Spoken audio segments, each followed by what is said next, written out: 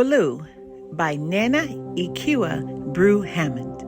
Read to you today by Gammy. The color blue is all around us. Have you ever wondered where it comes from? It's in the sky, but you can't touch it. It's in the sea, but when you cup it, it disappears. You can crush its iris petals for a brilliant shade, but just add water and away it fades. But then blue appears in the strangest places, discovered throughout history in unexpected ways. As early as 4500 BC, diggers found blue rocks called lapis lazuli in mines deep below Afghanistan's Sarasang Valley. Ancient Egyptians used the rocks mostly to make jewelry. Some wore them as charms, believing that they had power to protect people from evil. But with time, they found new ways to use this underground find.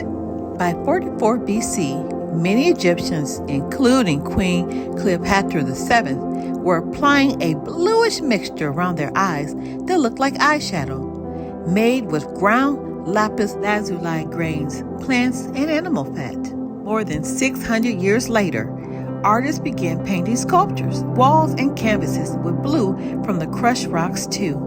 It was a royal pain for those who made the paint, and so expensive only the wealthy could buy it. Since it was a luxury and in such high demand, for centuries, scientists, merchants, and dyers looked for more sources of the blue. Then, on the shores of the Mediterranean, Central America, Mexico, and Japan, dyers found blue in the belly of certain shellfish. A Phoenician myth says a dog discovered the color. Finding a snail on the beach, the pup ate it. The snail turned the dog's tongue purple-blue, and from that moment, a new industry was born. Dyers had different ways of releasing the color.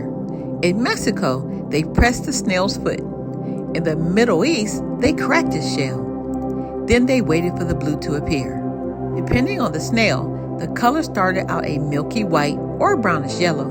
But once it's in the air and the sun, it quickly turns green, then reddish purple, and with more sunlight, blue. But whether dyers pressed or cracked, snail blue was hard to produce. Each snail released just 1 or 2 drops.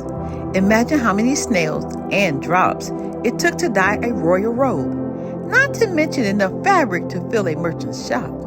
Perhaps because blue was the color of the heavens, yet so rare and hard to create on earth, people around the world considered the color holy. In an old librarian folktale, blue is explained as a gift that connects God to humans. In Italy, from the 13th century onward, some artists began reserving blue to paint the robes of Mary, the mother of Jesus. In Indonesia, some say special prayers to ward off evil spirits before they make the dye. In Israel, blue drapes hung in the temple that King Solomon built, and many Jews still wear blue dyed threads taught teklit. For years, snail blue was the most popular color, but all along there was another way to find blue in nature. In parts of Asia, Africa, and the Caribbean, and the Americas, a group of plants in the pea family grew. They were called indigofera. Although these plants had green leaves, there were a few different ways to get blue from them. India dyers soaked them in water, while West African dyers crushed and they dried them. When they added ashes or yearn, it enabled the dye to dissolve in water so it could bind to the fabric. Since it was cheaper for dyers to produce blue from the indigo plant than from the rocks and the snails, and the shade was just a vibrant and long-lasting indigo dye, especially indigo from India and West Africa, was eventually valued by the most lovers of the color as the best of the blues. India and Nigeria became powerful centers for making and trading indigo. People made clothing, makeup, and medicine with it. Indigo became so precious that people spent it like money. In parts of Africa, some merchants used strips of indigo cloth to buy people and sell them into slavery. In India and Bangladesh, some planters tricked and forced poor farmers to grow indigo plants instead of food.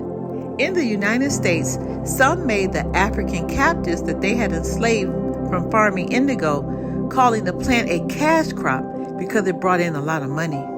In this evil side of the trade for blue, leaders and landowners around the world abuse or enslave countless people just so they can grow more indigo. From the time blue was found, scientists worked very hard to make blue that wasn't so difficult or cruel to produce.